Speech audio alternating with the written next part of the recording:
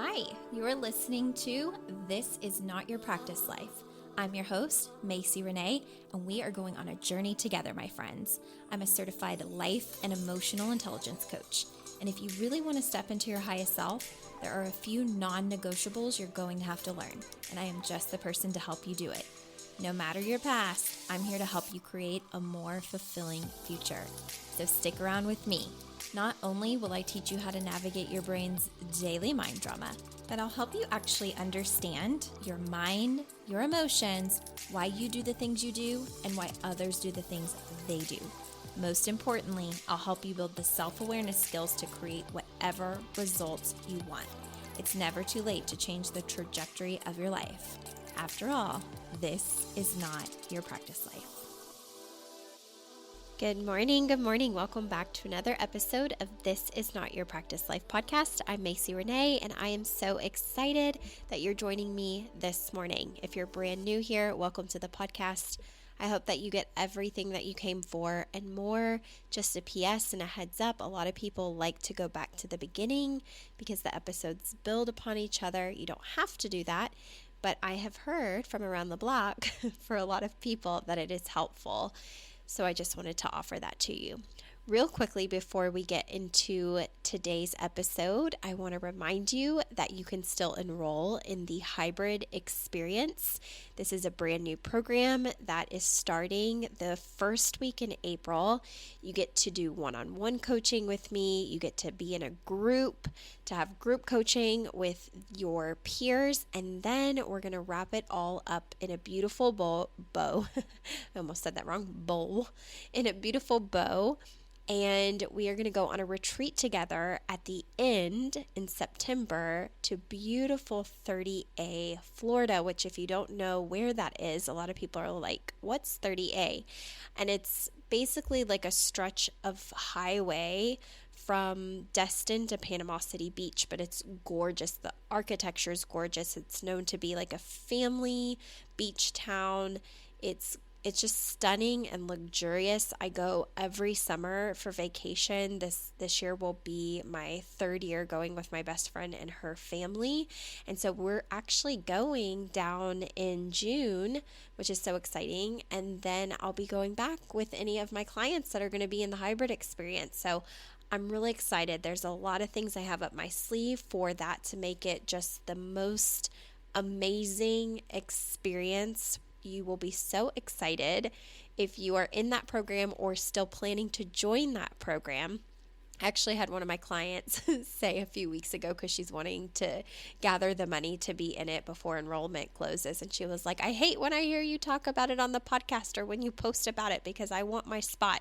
Don't talk about it so you don't sell out the spots. Just an FYI, I have a surprise that's going to be coming with that. I'm sure I'll announce it before enrollment closes, but I think you'll be excited. But anyways, I also finished the workbook for it.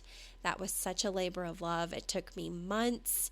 It was approved the first time around, and I should be getting those really soon. So I am just so excited for this program, and you still have time to join us. If you're really looking for the skills to think at higher levels, I just want to give a quick kind of bio, I guess you could say, of what this program is.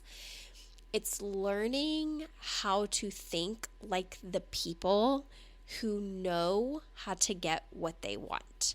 So I have been coaching for 5 years. I've coached a lot of brains. A lot. I've coached people at all different levels, whether that is their life experiences, their family relationships, their, intimate relationship, all the things, money. And there is a huge distinction that I have found in the thinking of people who create lives where they're actually getting results and those that struggle with, I'm stuck and I don't know how. There are skills that have to be developed in order to be the person playing at a high level and creating the things that you want.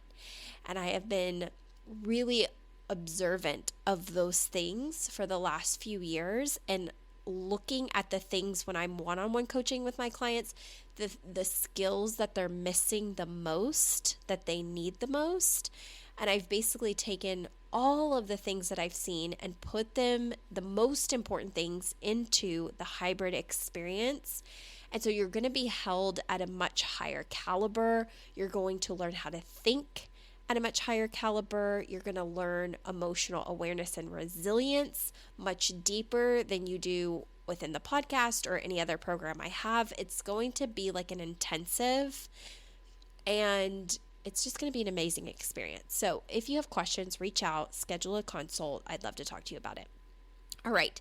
So today's episode is brought to you by one of my former clients who has done a program or two of mine. Shout out to JK. Her message to me was podcast request because your girl struggles. How to handle criticism professionally, personally, in family. However, I get so defensive and feelings hurt, and there just has to be a better way to not seem like the angry woman reacting. When I read this, I was like, oh my gosh, that is such a good one. I definitely want to cover it on the podcast.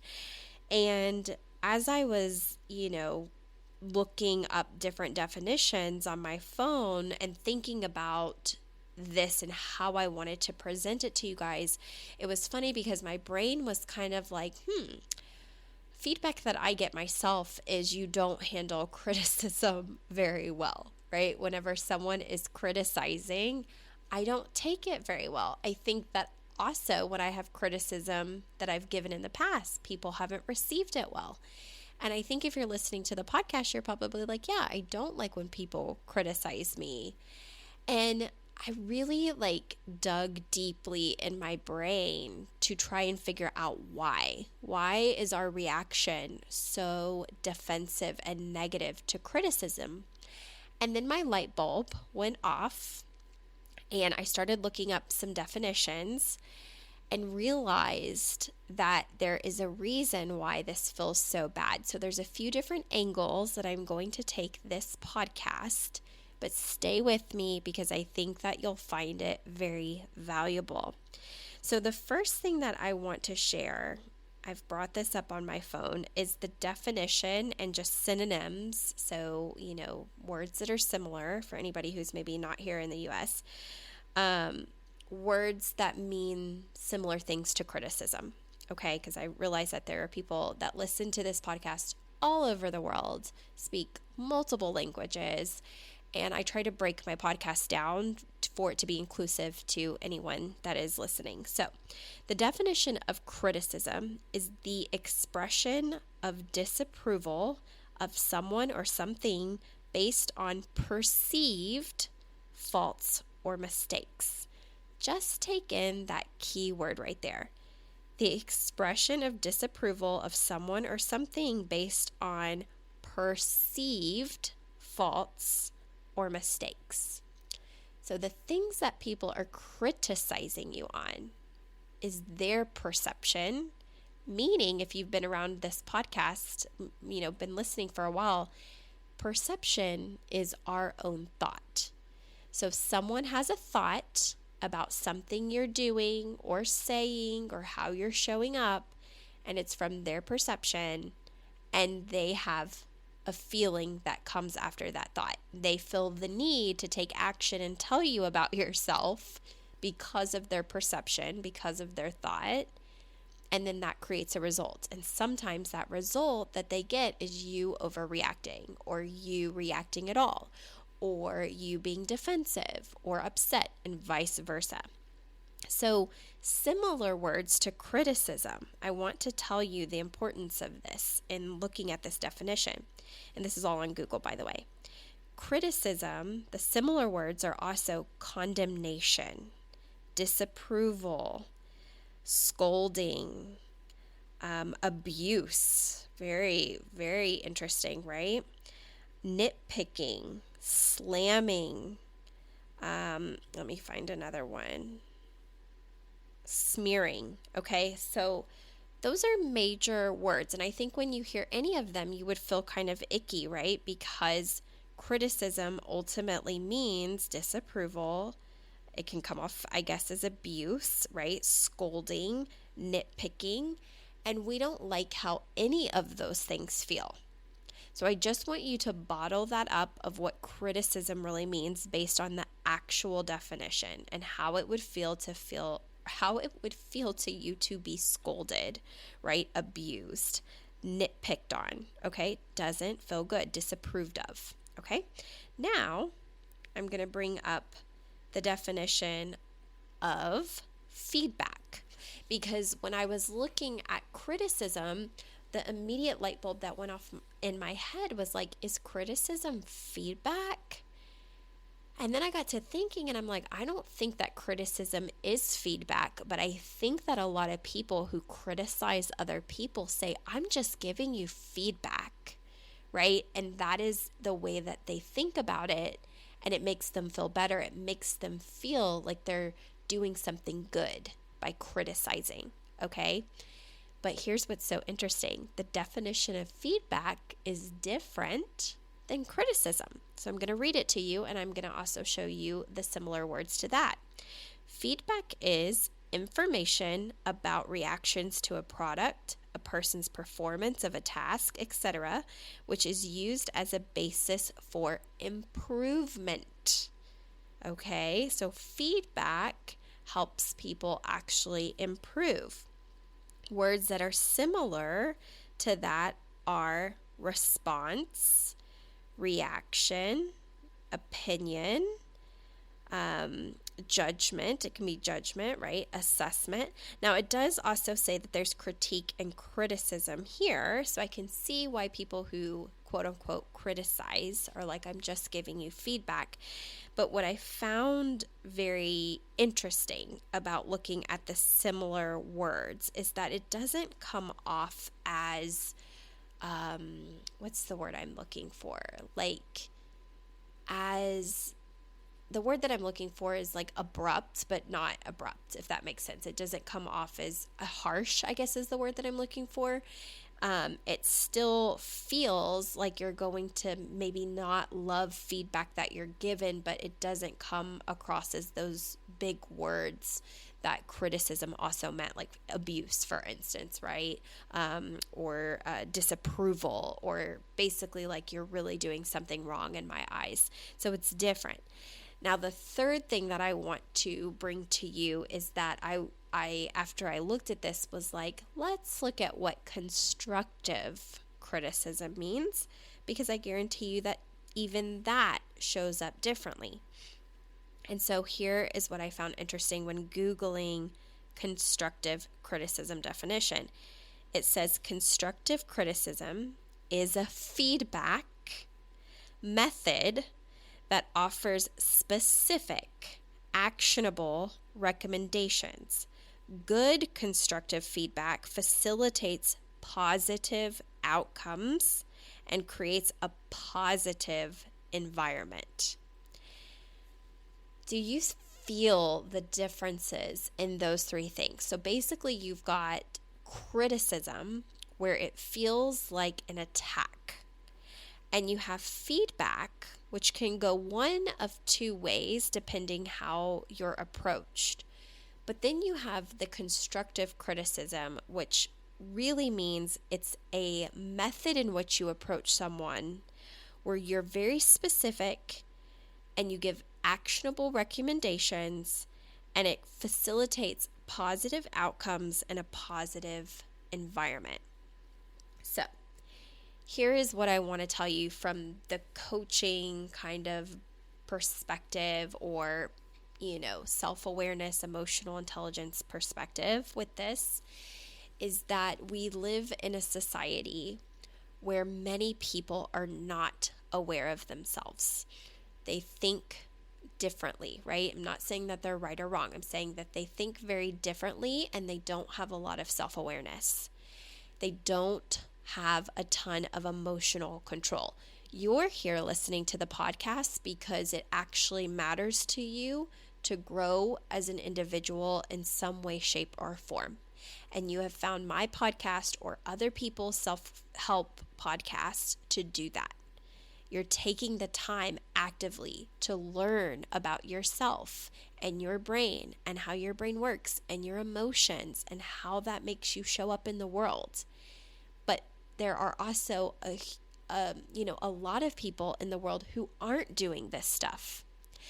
So when they approach you, they're likely not going to approach you from the place of constructive criticism, of positive, reinforcement, or trying to create a positive outcome. They may not also be approaching you from even the feedback standpoint.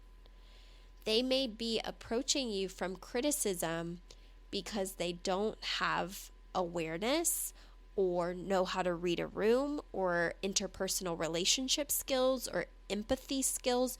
All of those things are emotional intelligence related. Like whenever my clients begin working with me, the first thing that I have them do, the very first thing that I have them do, brand new client, is you have to take the EQ assessment. Okay, it's an emotional intelligence assessment, and it breaks down 20-something pages of your specific emotional intelligence at this time. It's a very, very, very valuable tool. It reads you like a book, and it tells you the areas you're doing well in and the areas you're not doing so well in when it comes to your emotional intelligence. Okay, so when you enroll into the Equip Society, or you enroll into the hybrid experience or one-on-one coaching, you get to take that assessment. And we look at that together, and we look at the areas you're struggling. And when I have clients that struggle in interpersonal relationships, in their empathy, sometimes in their problem solving or flexibility or impulse control, the way that they show up to other people may come off as, I think the word I was looking for earlier is brash, but I don't even know if that's the right word. So it can come off as, painful to other people when that's not necessarily how they want to be. They just don't know how to do it differently. Does that make sense?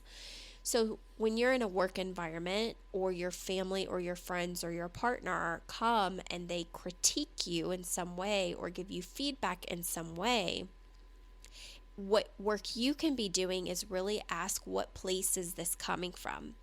Does it feel like they're coming from a genuine place where they're trying to help me along with getting to a positive outcome, or they're trying to help me see something I don't see? Or do I feel that they're coming to me unable to read my body language or understand how to speak in such a way that this can be received as a positive thing? So we have to take our own responsibility in even the way that we receive criticism or we receive feedback. So for instance, a lot of times when someone is giving me feedback, if I'm not in the right frame of mind, my initial response might be to be defensive, because I'm like, what are you talking about? I don't even know what you're talking about. Why are you even bringing this up? You're being rude, or it's disrespectful. I don't understand. I didn't ask you, right? I didn't ask you for feedback. Why are you just offering unsolicited feedback? And so my response might not be good, especially if I am not practicing a keen amount of self-awareness in that moment. But if I am practicing my own emotional intelligence skills and my own self-awareness skills, what the difference in how I'll show up is that I'm listening to what they're actually saying. Like, what are the actual words?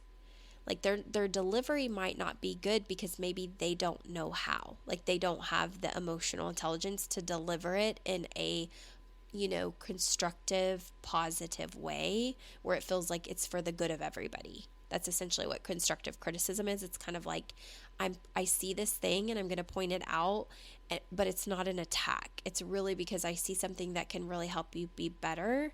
And I'm also going to show you and kind of guide you along in how you can do that. It's like constructive criticism is almost, to me, like the definition of what a coach does.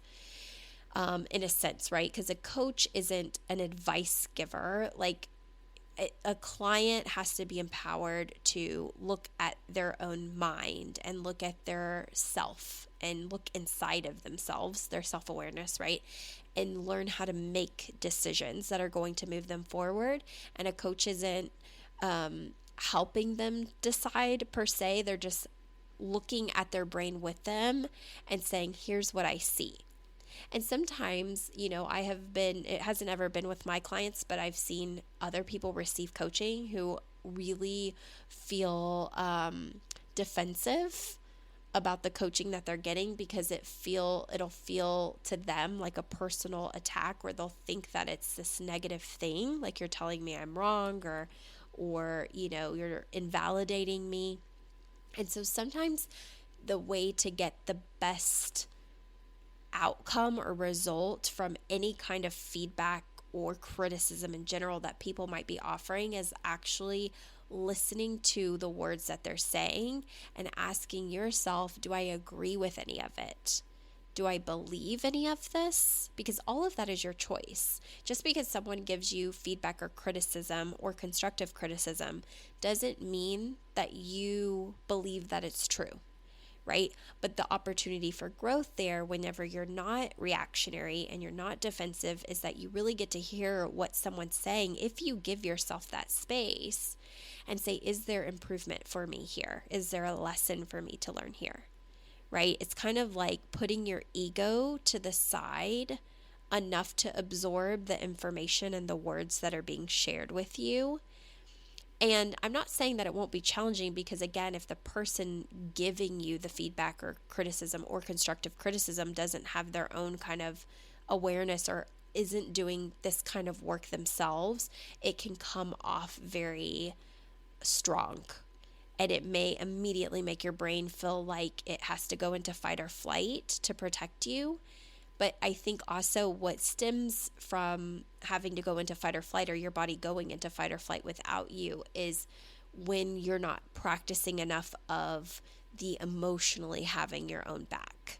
And that's a skill. It's, a skill of emotional intelligence that we have to practice, is learning how to have our own back emotionally, meaning that we become aware of what thoughts we're having about it. So for instance, let's say someone critiques your parenting, because I see this happen, right? Like you're trying to be the best mother or father that you can be, and maybe your in-laws or maybe your own parents critique everything that you do. They critique how you do bedtime. They critique if you're doing gentle parenting. They critique if you're not doing gentle parenting. They critique if you're feeding them ice cream. They critique you if you're not feeding them enough of the healthy things that they think you should, if you're buying jarred baby food versus making it with your own little processor. Like there's a million things that they could give feedback on, constructive criticism on, or even criticize you on.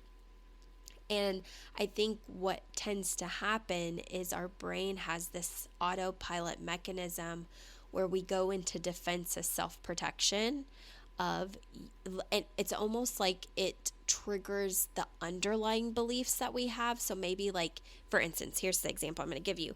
In any of those scenarios that I just named, if you're already internally struggling with wondering if you're showing up doing enough, or if you're a good enough parent, if you are doing the right things for your child, you already have a seed of doubt that's playing in your mind. And I think it's very common. I don't know that any parent is exempt from this, right? Like every parent, I think, really does want to do a good job.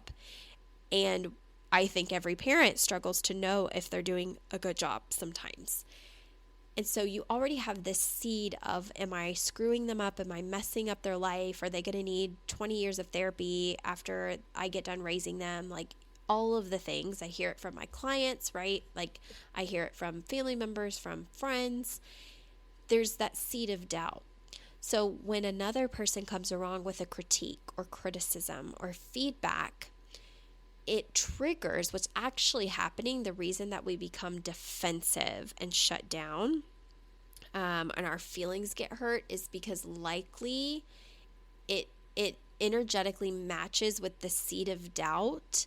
And then we believe whatever they've said to be true, but we don't want it to be true. So then we fight against the criticism that they've said. And it could be that they're right, or it could be that they're wrong and we don't even agree with it. But what that defense mechanism does is really shut down the ability to get clean and clear on where you stand with what they're even saying. So maybe they're like, you really shouldn't be buying those pouches. I've heard that there's mold in them. And maybe you have a different, or no, let's say you also have this seed of, questioning yourself of like, yeah, what if there are, funky things in these little pouches that I'm always feeding my kids, right? That criticism or the way that they come across might make you have the knee-jerk reaction of wanting to put them in their place. And it could be because you're already questioning yourself and feeling agitated that you don't know all the answers. And so them bringing up something similar feels like a slap in the face where you're still trying to figure it out, and that criticism feels painful, right? That's a silly example, but that could be one example. It could be criticism of, or at your job. Like maybe there is a task that you are doing and your boss approaches you one day and gives criticism about it. Like they're disappointed in you, or it's not a good enough job. And your reaction is really a lot of times going to be based on what you're already thinking about the way you're showing up in the first place. So like if you already have seeds of doubt, if you're already kind of insecure about how you're doing the job and you're unsure and you're wanting the validation, and then you get criticism, it's going to feel very painful. And even if you do believe that you're doing a good job and someone comes with criticism, it's probably still going to feel painful because, again, think of the difference in the definitions. If someone is criticizing what you're doing, what that means, again, is expression of disapproval of someone or something based on perceived faults or mistakes. So they have a perception. And basically, you either agree with their perception or you disagree. If you disagree, your brain wants to fight to be right. If you agree, you will likely feel the shame and embarrassment and all of that. Okay, now if someone comes to you with feedback, which is information about reactions, a person's performance, used for a basis of improvement, if they're coming to you, with suggestions or how you can improve upon something, the approach can yield a very different reaction from you, depending on how they approach it. And then again, even constructive criticism is basically saying, here's what I'm seeing, but also here are some steps that could be helpful. And it's meant from a very good, clean place when it's constructive, okay? And so sometimes the body is going to respond differently based on how someone is approaching us. But what's important to know is no matter how they approach us, whether it's constructive criticism, feedback, or criticism, you want to ask yourself, what is the trigger? And can I calm the trigger down enough to hear the actual words that they're saying?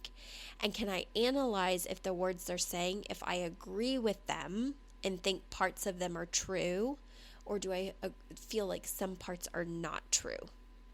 And let me get clear on that distinction and then decide if it's worth responding or having a conversation about. Because, there is this power that you can still have to take the criticism or feedback or constructive criticism. And if you don't agree, get to a clean place meaning, I always say on this podcast, when emotions are high, intelligence is low. So when you're heated and you're upset and your feelings are hurt and you're defensive, you're not going to respond or communicate with that person the same way that you would if you are doing the inner work to figure out yourself first, pausing, thinking about it, and then going and having a conversation.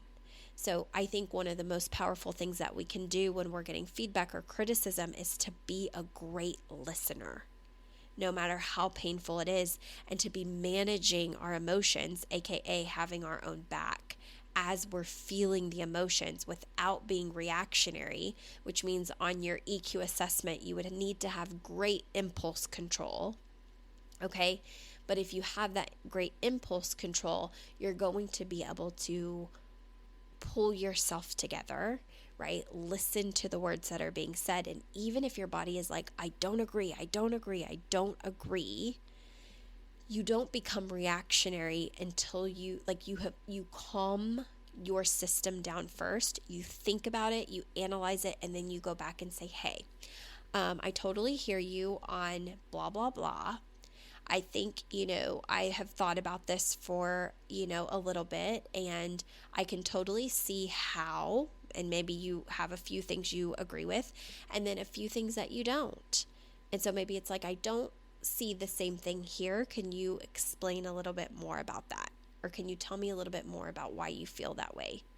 Right? So the work still comes back to you, to us, when we're receiving whatever kind of feedback or criticism it is from another person. Now, if you want to be the person that, maybe you're a leader in your corporate role or in your business, or you're the leader of your family with your kids, right? Or a spouse or something, you really want to lead powerfully and just do it from a very emotionally intelligent place.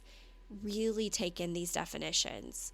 Criticism, based on definition, is not the most positive way to approach someone, okay? Criticizing is saying, I have a perception that you're doing it wrong. So if you're the one practicing the self-awareness and you're wanting to move forward better, maybe we're not criticizing, okay? Maybe we decide actively, what does positive feedback look like, right?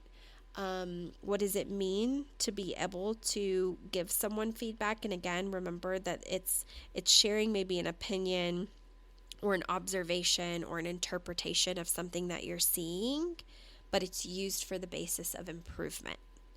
And even better than that, if you really want to get into the golden zone, it's constructive criticism. If you want to offer some feedback that gives specific actionable recommendations. Okay, it facilitates, again, positive outcomes and creates a positive environment. So it's like saying, hey, I'm noticing blah, blah, blah. Here's what I think could happen to make this better, right? What do you think, right? And really including someone into the conversation and asking them what they think, asking them what they see. So you might not always be the person that gets that emotionally intelligent person coming to you with feedback or criticism, but you still have power in the way in which you respond. And if you're the person that wants to be able to lead others and guide others, just know there's a difference in the approach of how you do this. Criticism's probably not going to be met very well for the other person, depending on how you're showing up with it, just because of what criticism stands for.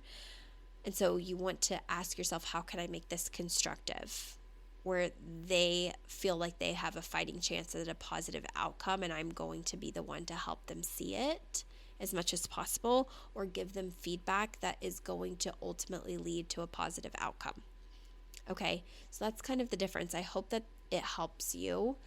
And if you need any help with this further, I think there are a lot of mindset strategies that can really help with this, but to do it on a podcast, it would take you down a rabbit hole, because it's one of those things that specific scenarios can be super helpful in how you're handling specific situations.